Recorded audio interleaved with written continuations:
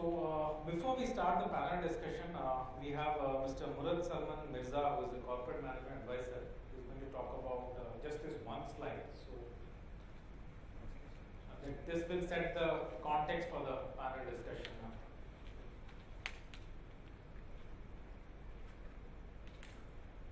Hi everyone, everybody can hear me? Yeah? Okay, great. So I'd like to present this slide just to provide a background on the context in which I'll be talking.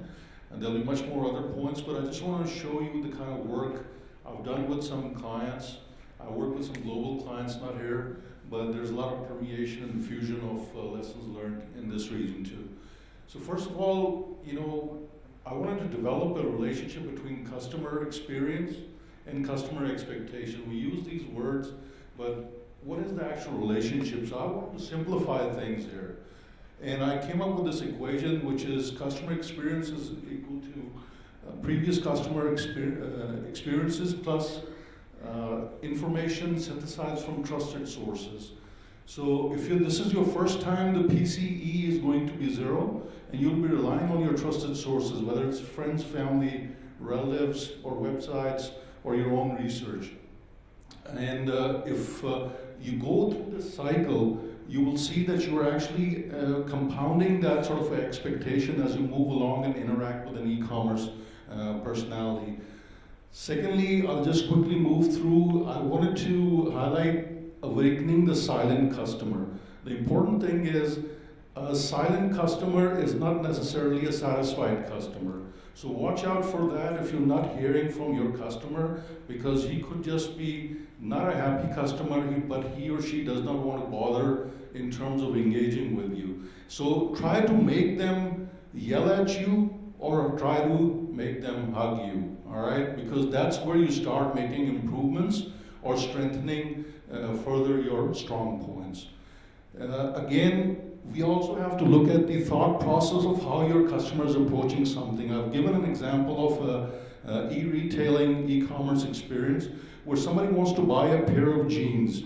So there's a need aspect, there's a want aspect, there's a preference aspect, then there's a next best alternative aspect, and then there's the expect aspect and the customized delight factor. So look at the maturity of your own model and how well are you able to move from one level to other in terms of bridging that gap. And I've given the eyeglasses model just as a reference where you have the moment of truth happening between an e-commerce provider and a customer. And you can see that it sort of is a revolving sort of an interaction which gets strengthened from the lessons learned on both sides, all right? A customer could be very happy or could be very angry, and that compounds into that equation that I've written on the left side, whereas an e-commerce provider gets those lessons and tries to strengthen their operational capabilities. And last but not the least, e-commerce service, we have to remember that the interaction or the service aspect does not stop at the technology interface. It stops, for example, if you want to take a delivery situation, when the product has been delivered to you with a smile. The last thing from my own experiences and from people I've interacted with and my clients is the last thing they remember is the smile or the frown on the face of the delivery person, although they might be very happy to get their product. But who is this person delivering to them? If he or she is not in the right frame of mind and he delivers to them in a manner which is a bit rude or indifferent or not sort of caring enough, so that human interface, if that's the last thing they remember, that might solidify the whole experience that you've built upon based upon whatever technology that you're using. So I want to give you this background and I'll be sort of expanding on that accordingly.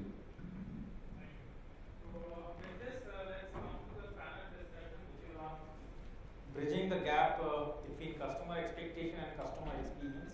So for this, we have Mr. Murad Salman Mirza, who is a corporate management advisor. Then we have Amit Sikwera, who is an associate vice president with Zomato. Then we have Mr. Roner, who is a VP strategy at Deliver Hero MENA. Then we have Mr. Bassel, who is the CEO and co-founder at Quicker. And then we have Deepika, who is the co-founder of the Gagler.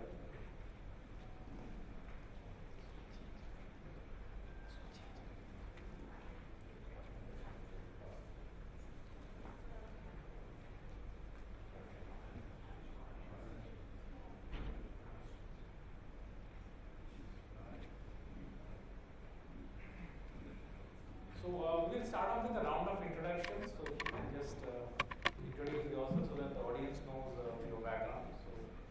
Good evening, everybody. My name is Amit Sikar. I'm the Associate Vice President for Zomato.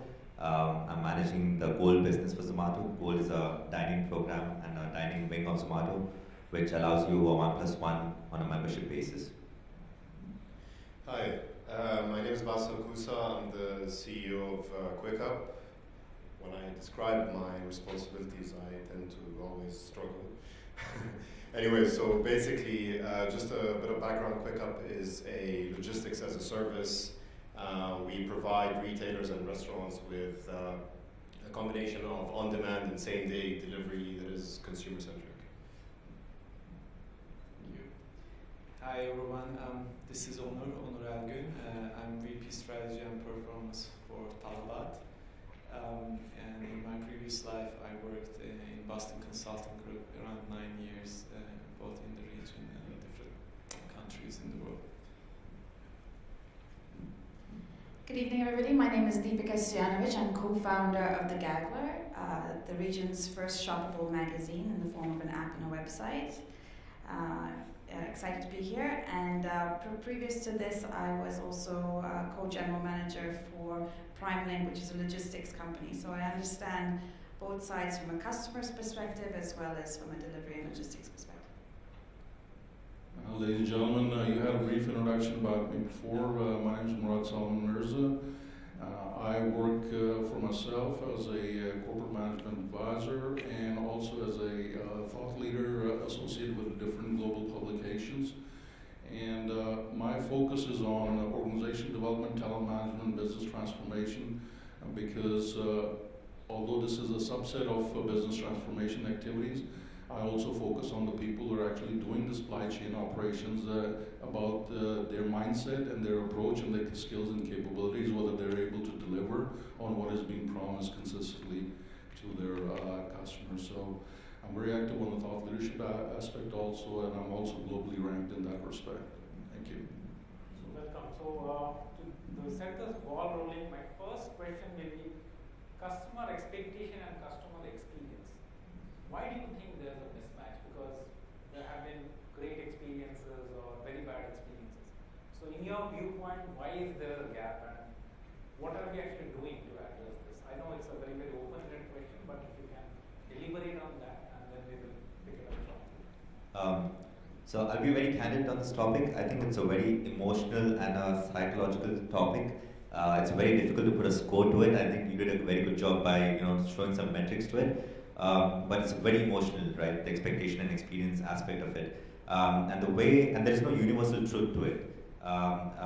The way a customer interacts with a product or a service depends on who that customer is, when the customer is buying that service, how much he or she is paying for that service, and ultimately what is the value derived, right? And that's the customer lens, and that can vary. The expectation can vary based on that those metrics. From a company's lens, when a company goes out to build a product or build a service, it always has this thing in mind saying that, okay, I think this is what the customer wants, right? The product is shipped, the customer is experiencing the product, and for all you know, the company has probably matched that expectation of the want.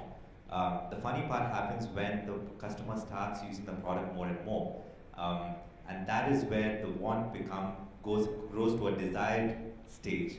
The customer probably wanted something, but now he knows that the cab can come in instead of 40 minutes, it can come in like 5 minutes. It should come in around 5 minutes, right? And imagine 10 years ago, you wouldn't have a six-ton metal coming to your doorstep at a click of a button, but that's the expectation now. That is something that has changed, and that's something that I think all of us are continuously trying to work on, the sweet spot between the want and the desired stage. Sorry, can I So let me maybe like present another perspective, which is more kind of taking more of a market trends approach and landing that into e-commerce. So what we first started our company as a consumer business because we saw that specific gap that you're talking about. We realized that actually the services that people are expecting are not yet provided in the market. So we felt that in order for us to kind of address that, we would build a consumer marketplace that would get people anything delivered now. And the thing is that the reason why that has risen is because of a couple of players on a global perspective that have really pushed the boundary in terms of the way that they fulfill it. And so when I talk about customer experience from my side, I talk about the delivery experience. So players like Amazon have really pushed the boundary in being able to give customers that experience of clicking, knowing that they're going to get their delivery by the next day or the same day or within a few hours. A lot of food delivery apps have brought that expectation as well. So did Uber. And when you then look at the infrastructures that other retailers or e-commerce players are working with, they're working with very robust traditional infrastructures that have not built for this kind of real-time fluid service. And so there is a mismatch as a result. And so the way that what we've decided to do is come at the market from a perspective of becoming a service that enables retailers to deliver that experience to their customers. But the reason why that gap exists is because the way that e-commerce has been built over the past 10, 15 years has been structured around a certain expectation, which over the past couple of years has drastically changed and shifted from its original point. So there needs to be disruption for that gap to be bridged, and this is how we see it. From my perspective, I'm with the rest of the participants, but one angle is the reason why gap is big, and I think also getting bigger day by day, is because customers are moving from transactional connection to whole journey when it comes to interacting with the brands. Because before, going back to 5, even 10 years before, you just want one thing, and if you get it, it's thumbs up. If you don't get it, it's thumbs down. It's easy for companies as well. When you have a thumbs down, you know why you really got it, and customers know why they are really unhappy with you. Still, they may love your brand, but they may just feel like, okay, I want to do A, but we failed. Fine, I can do B, C, D. But now, customers have a story in their mind. They feel like, okay, today I want to do this through this service, or I want to get this delivered, or I want to shop, and then it kind of encompasses multiple touch points, and they want you to be always on. So they don't mind if it's 10 p.m. or 2 a.m. because there's an app, there's a mobile phone. They expect you to be always on, and they want you to make sure you are really consistent in every touch point, not only one transaction and everything. So companies who fails to be consistent in all these touch points, and which is something easy to say but hard to achieve, will end up with huge mismatch in terms of expectations. And one last thing I want to add is also your promise. What's your brand promise? What's your company's, I would say, promise to the customer? Sometimes companies set wrong expectations, and today customers are in a sharing world. They know actually what your intent is, and if you really dare to fail, then here comes the gap. And this is how I really see it. I'm going to add to your point. I think one of the major shifts that's happened is that previously brands tended to live in the center of their own universe, and they expected to feed out information to their customers. And what's happened in the last 10 years is that's shifted, and even so recently much more, because actually customers live in the center of their universe. They jump from one channel to the other. Today they're interacting with you on Instagram. Tomorrow they're in your store. The next day they're at an event you're hosting. And although they don't expect to have the same experience in each of those things, there has to be a thread that connects them. And this is the customer expectation. Yes, the customer knows that they're not going to have the same experience that they have online that they would have if they walked into a store. But knowing yourself as a brand is very important.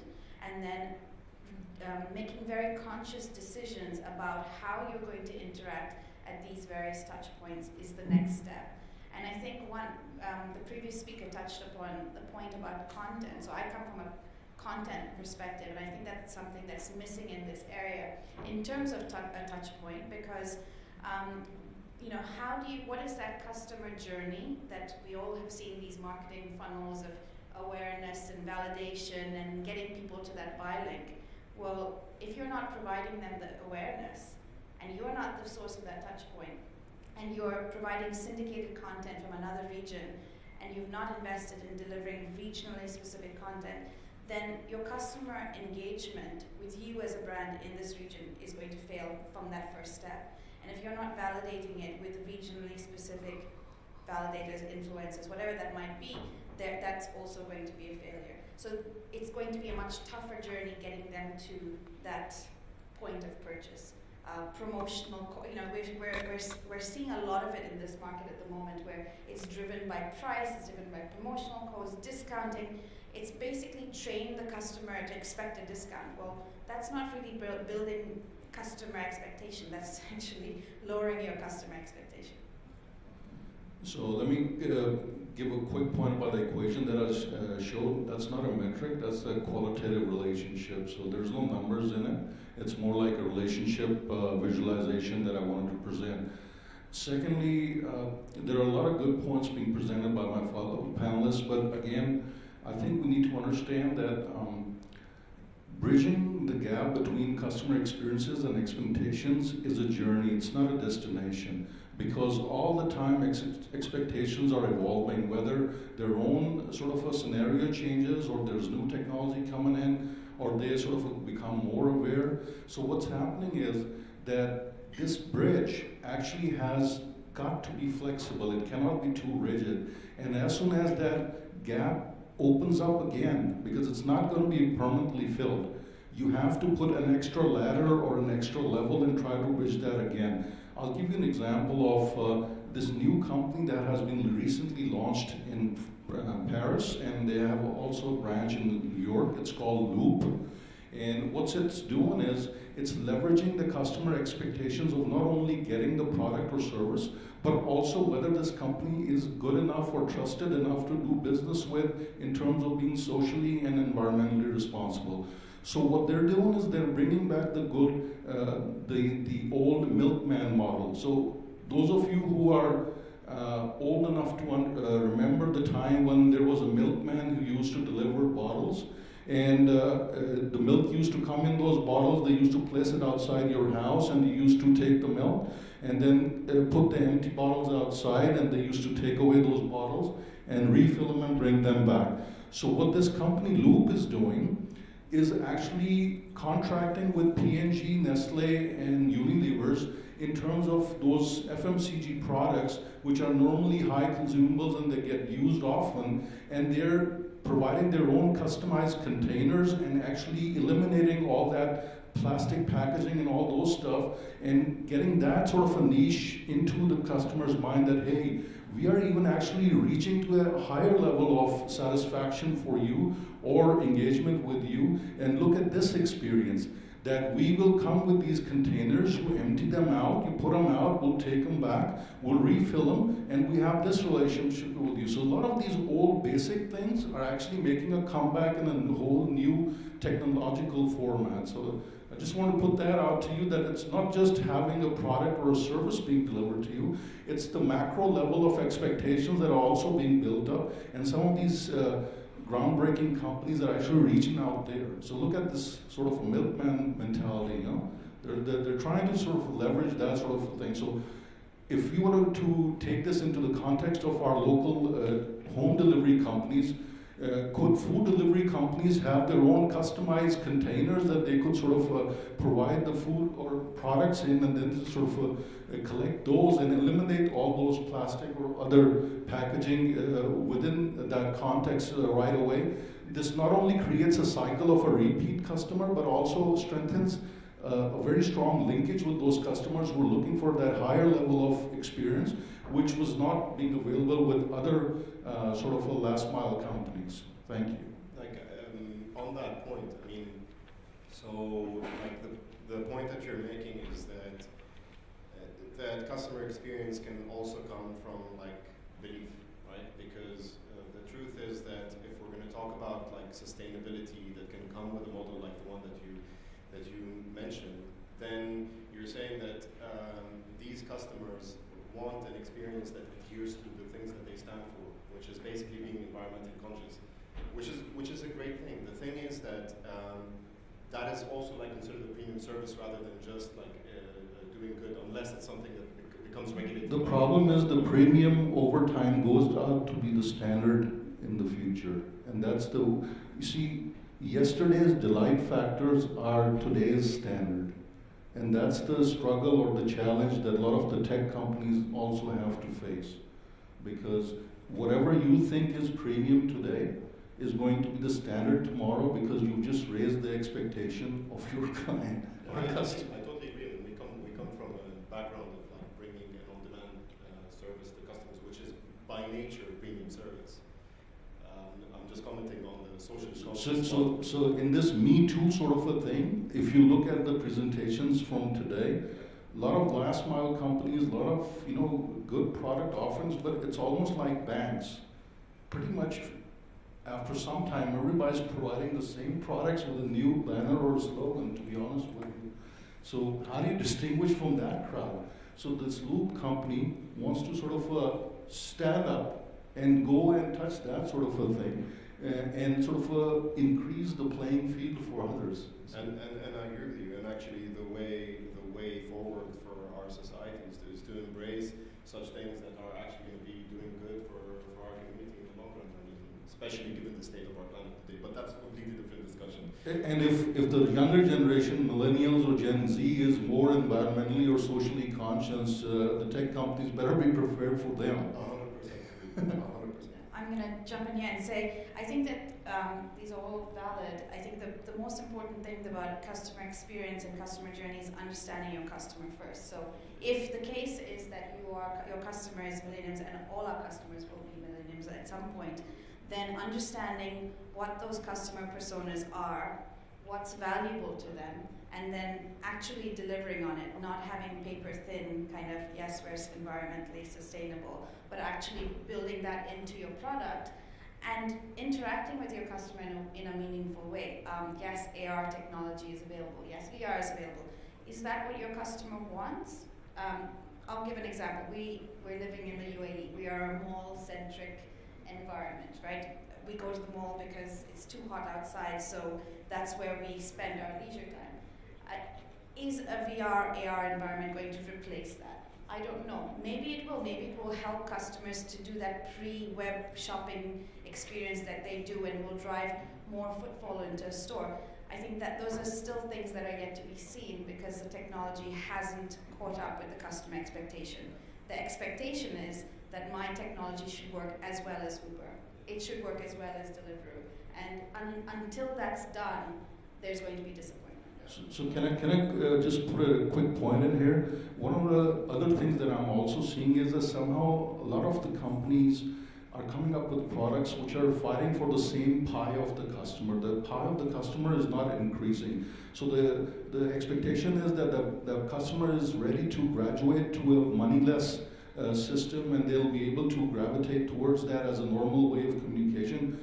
Problem is, I have a client in US, and they actually have a couple of cities who have passed legislation that there cannot be any cashless stores because it's leading to gentrification, and you are discriminating against low-income people who want to come and enjoy that experience. So now the government is being forced to step in and avoid that sort of a situation where tech somehow is becoming a cause of concern of creating social imbalance in terms of that sort of a thing. So either you turn a cash of a person who has a low income or a medium income into a debit card right then and there and enable him or her to actually enjoy that tech experience, or forget about imagining a cashless economy, because this is going to come back hard on you guys.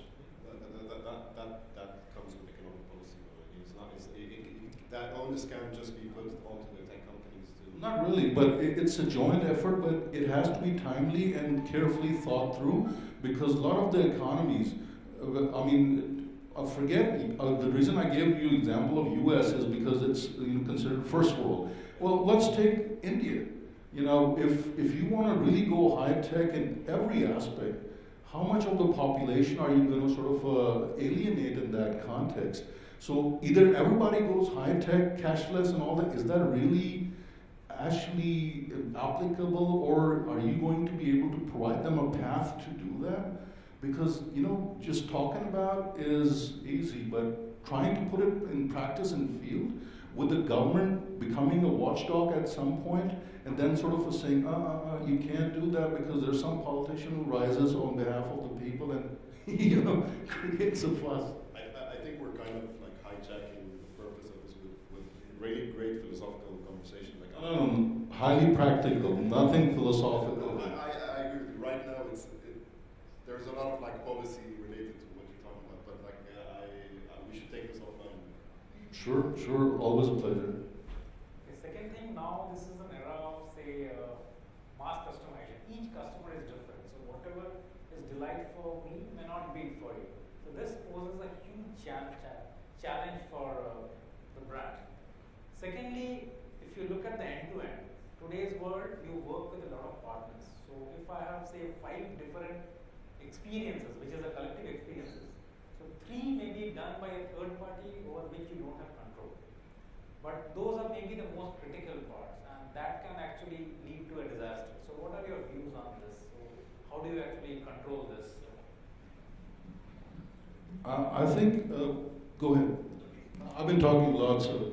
All right. I'm just going to add a little bit of flavor to this, I think the conference and the conversation itself, because we've been discussing a lot of things coming to you model in an e-commerce setup, right? But Zomato is also in the business of you going to food model, meaning you stepping out, right? We started off as a search and discovery business where you look up restaurants online, look at the menus, look at the reviews, and then make a decision to go out. So your expectation is sort of set online, right? But you have to dress up, take your car out, park the car and go, and that is inconvenient, right? But that's an experience. Now, we are able to map the customer journey up to the point when the person is on a platform. But right, how do you control the experience when the person is now in a restaurant which you have no control over? Right, that to us is the biggest challenge. And we are in the business of, I would say, connecting or integrating clicks to bricks now. Right, it's reversed.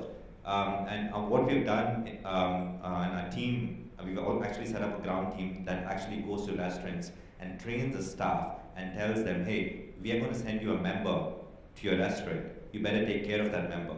And if you don't, and if you have a bad score and customers are able to rate you, then we kick you off the program. And we define them as bad actors, because ultimately you as a customer took all that trouble to go and experience that, right? So it's very, very important to take, even though however less control you have, it's very important to sort of see through that entire experience of, the person may be online, but also offline. I think that is something that we're doing very differently with at least the program. We also have a team that, obviously there is a support team that takes care of the after experience setup where a person is rated the restaurant very poorly and we ask the person what went wrong. And it's very important to capture that offline information.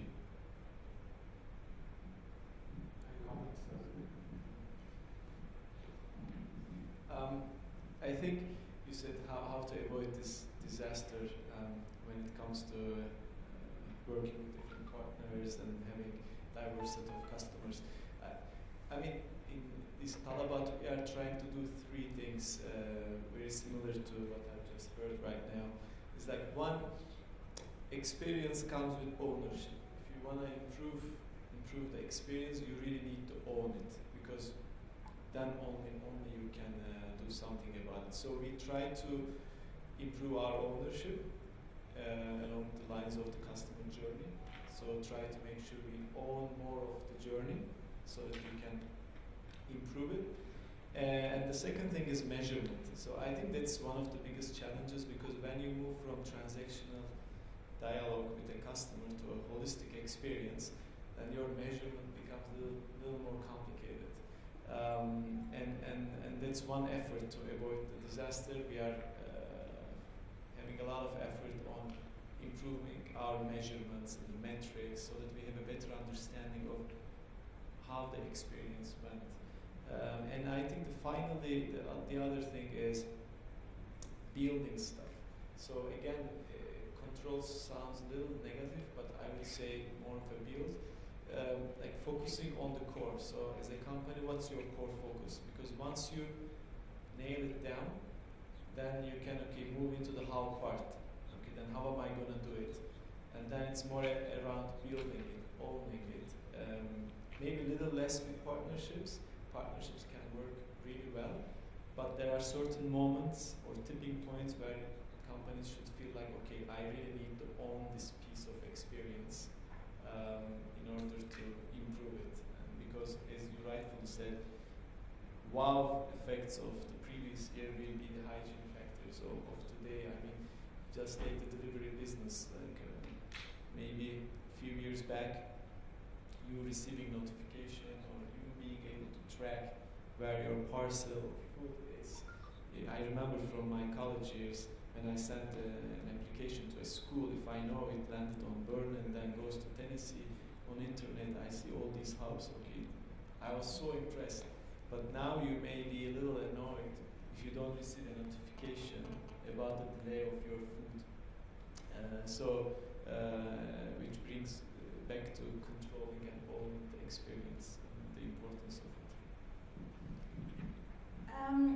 I would add to your points about information. I think there's a lot of data being collected amongst in the e-commerce world, all the clicks, all the click-throughs, and what's happening with that data.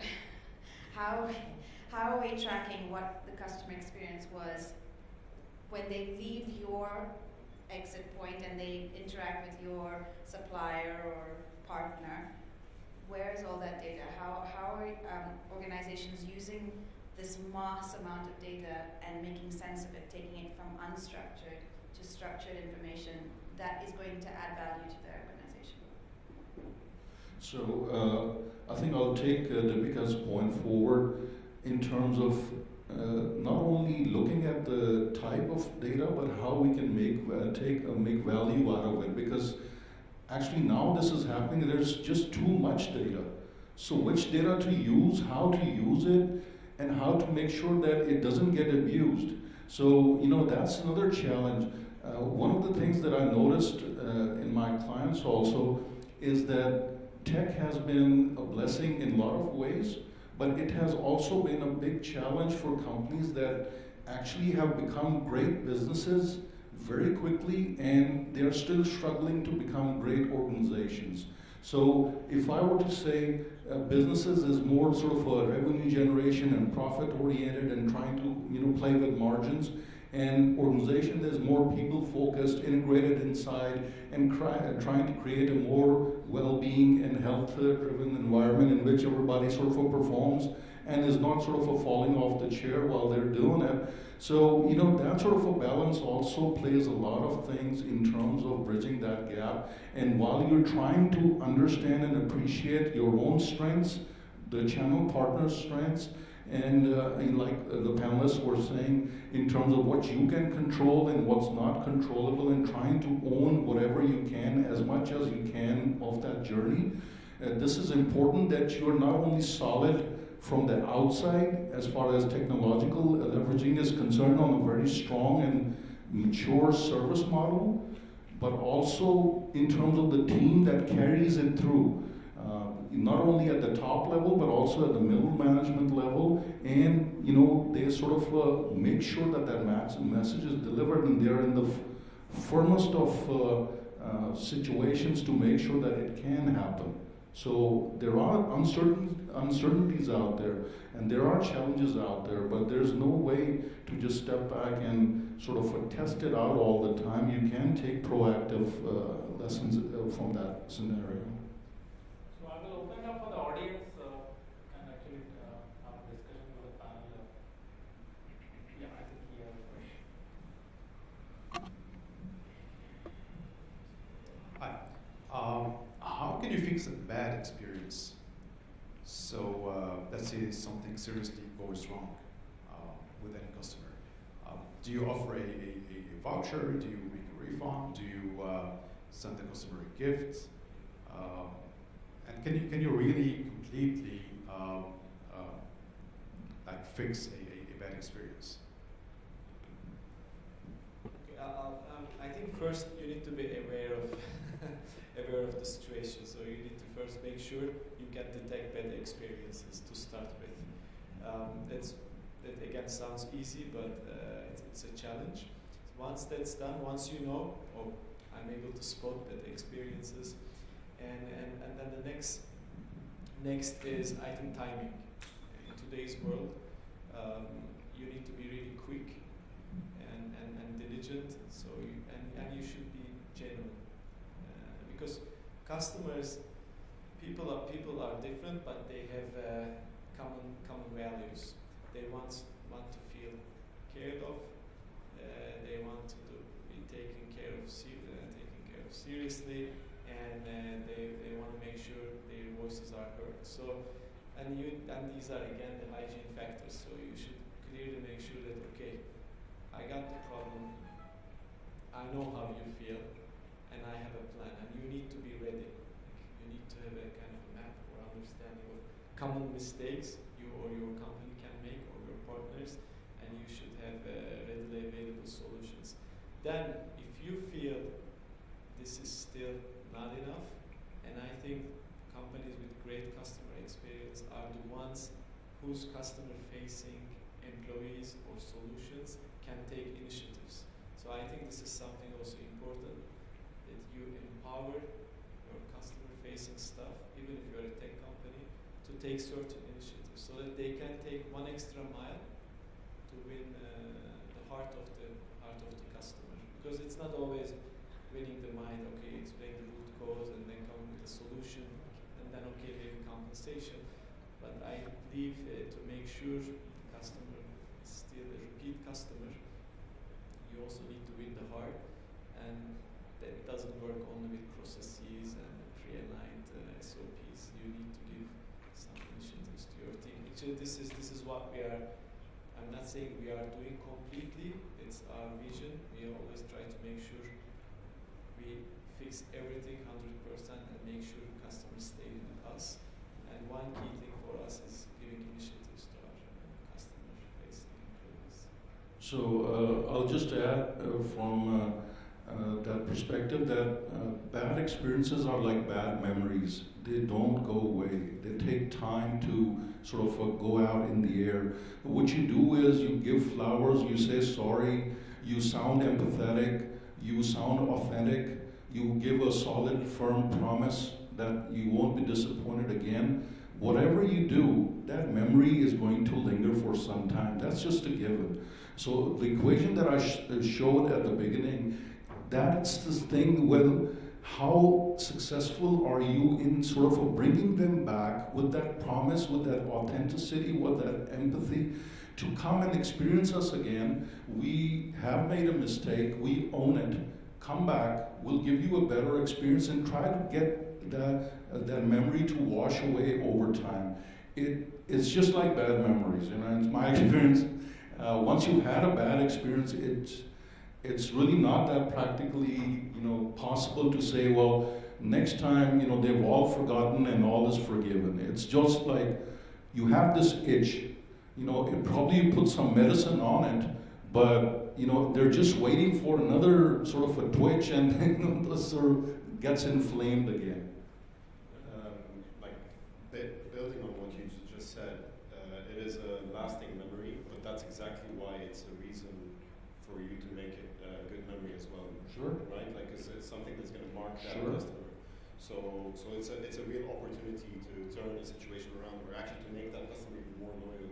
So for me, it's always been everything that you've mentioned, having these hygiene factors, and most importantly, like I guess the shared conversation here about this point is like you're speaking to another person. Like if you remove the fact that there's this immediately when you label someone a customer, there's this transactional nature between you and them. So if you remove that from your mind, then you can actually have an honest conversation. Then you can actually give people importance and context. So we obviously, in the food sector, it's very difficult when you're hungry and you're angry at the same time. And we had this policy where if your order was delayed, we would credit your wallet with a certain amount every single time. We were bleeding a lot of money. And we were like, okay, you know what, like we are keeping the customer happy, like he's getting the money in some form or shape. But we realized that that's not what the person was all about. That didn't make the person happy, because in the end, the immediate need wasn't satisfied. The food wasn't there. It wasn't on time. He's not going to do anything with. He can't eat the 15 dirhams, right? Even though it's in his her wallet. So it became an overall mission within the delivery team that guys, we have to work on a delivery time. It's across the channel. It's not for this one guy or this weekend or the peak timing, right? So we consciously said that we're going to stop the credit, which will force us to go back and work on a delivery time and improve our delivery timings. And I think reward is one thing. Compensation can become a habit, but ultimately, if you're able to solve the real core of the issue, like I said, if you're able to identify it, then you can win the game.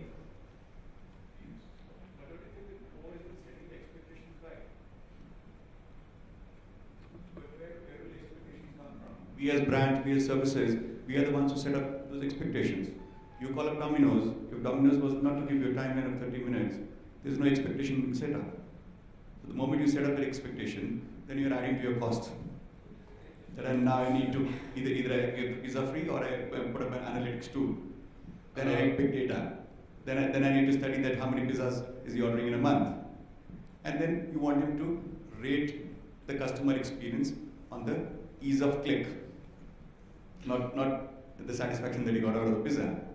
And then you want him to sign up for a loyalty program, which nobody can justify whether it was for the pizza or for the clicks. So can't we step back and set up those expectations right from the word go, so that we don't have to get into the unpleasant experiences and then find remedial measures? So there's a philosophical answer to this. And it starts with me browsing the internet in 2001, right? A page would take about 30 seconds to load and I'd be fine with it, right? But now I want my internet and I want everything delivered at my fingertips, right? So internet has already set up expectations with me, saying that, dude, I'm going to give you within this half a second return time. So the expectation has evolved, and even if I put an expectation of 30 minutes, that expectation is going to go from a customer to saying, now I want my food in 10 minutes. So that is going to evolve regardless of what expectation the aggregator or whoever puts, be it a cab, be it a delivery service, be it any of this last mile service. I don't know if you agree or disagree with me, but that keeps changing, and that time starts shrinking before you know it. I don't buy that, and Mr. Most expectations are set out of sales pressures.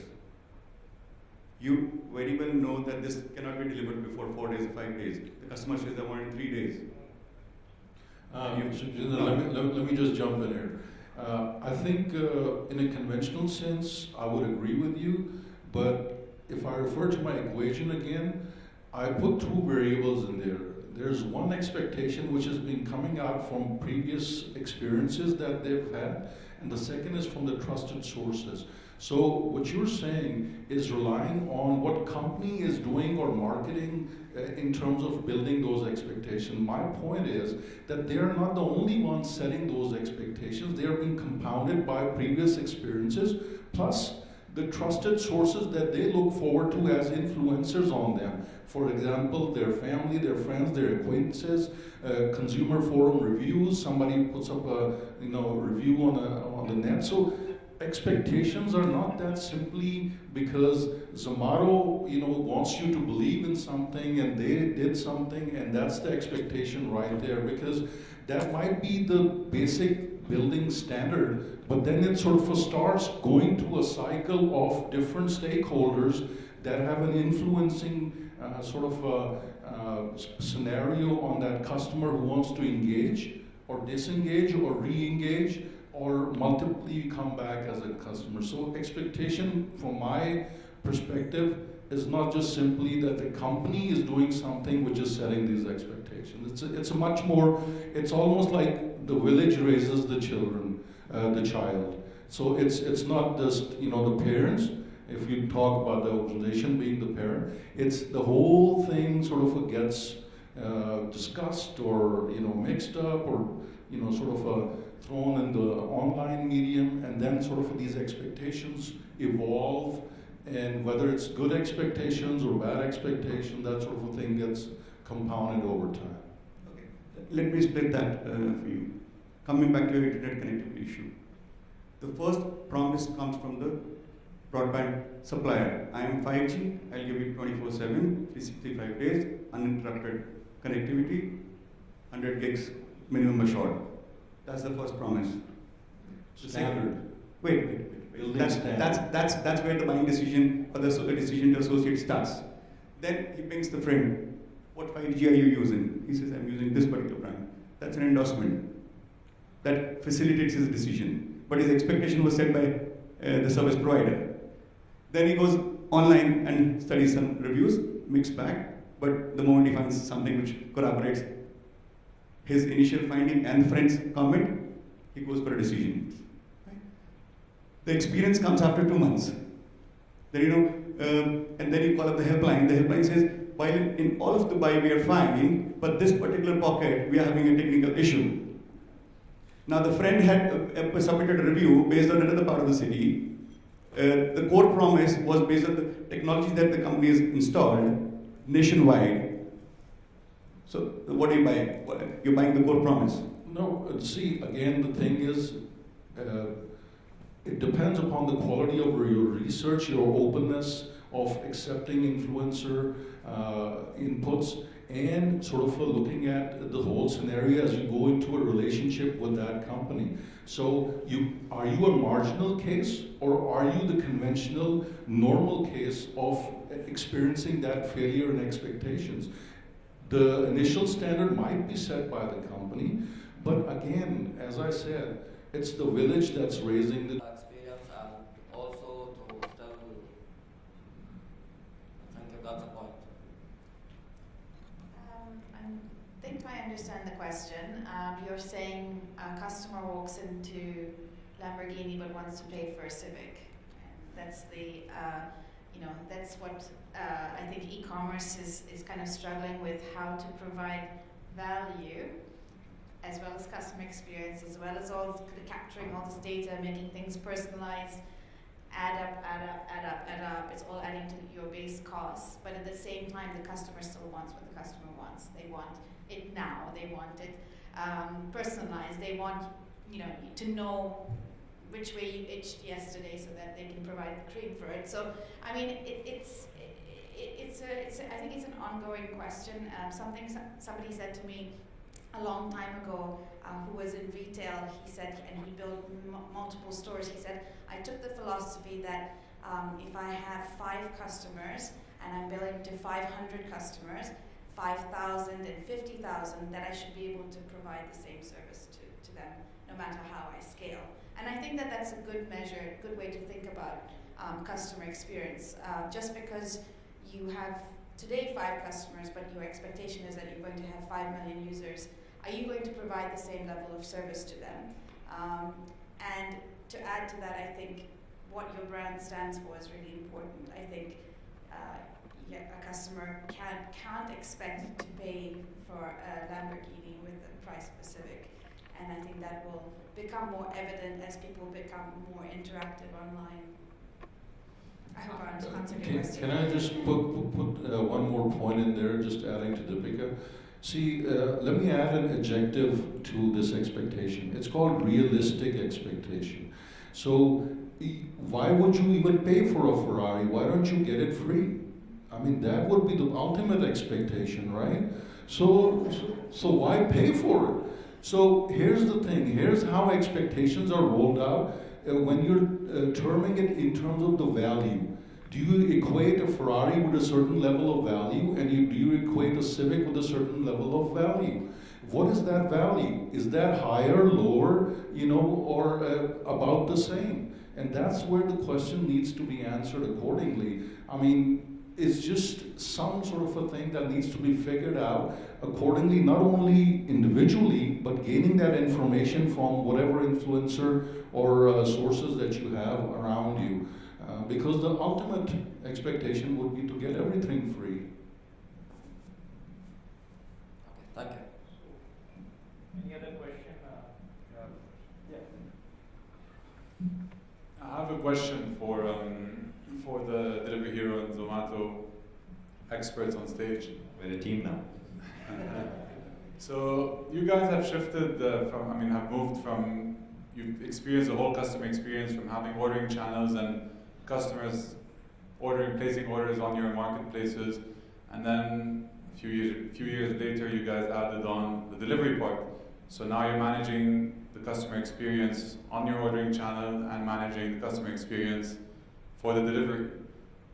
Where do you see is the biggest, what's the most important experience that you guys think you can retain a client with? What's more sensitive? Is it the delivery experience, or is it the experience that consumers are having on your ordering channel? It's a fair question. I think one quick answer is, as I said a few minutes ago, to be much more actively involved in the customer journey, the whole journey.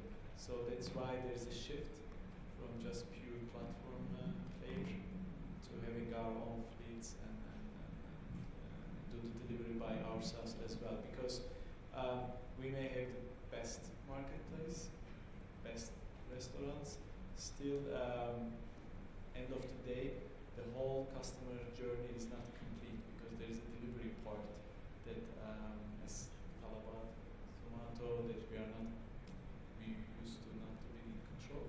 So that was the primary reason having the shift. That's one. Two, it's a fair question. What is the most important or critical component of the journey? Honestly, it depends really on the customer. I think one of the questions were about, I think one of the panelists mentioned about diversity of expectations, etc. For some, it can be purely the packaging of the food. Just because I don't wanna go into my kitchen and pull out plates and forks. I just wanna have perfect packaging, and I wanna have it there. For some, it could be value for money option. I have a big family or guests coming in. I want to get the best value for pizza. And for some, as you said, angry, hungry, it could just be the timing. Bring me whatever is there. It's fine. I just want it now. What we are trying to do is we are trying to make sure we are tapping all those needs through different initiatives. One of which is also doing our own delivery, because for many, delivery time and the way we deliver things matter.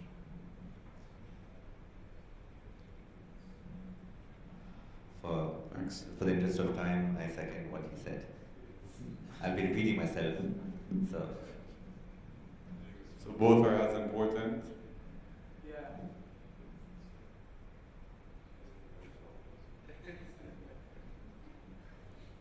So thank you panelists for your time. It was an honor hosting you. So thank you. Thank you.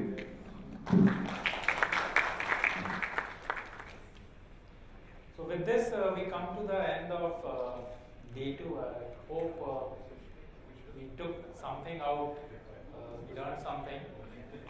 We hope you had a memorable experience here. So please provide your feedback in case some of the things which went well, which didn't go so well. So thank you so much.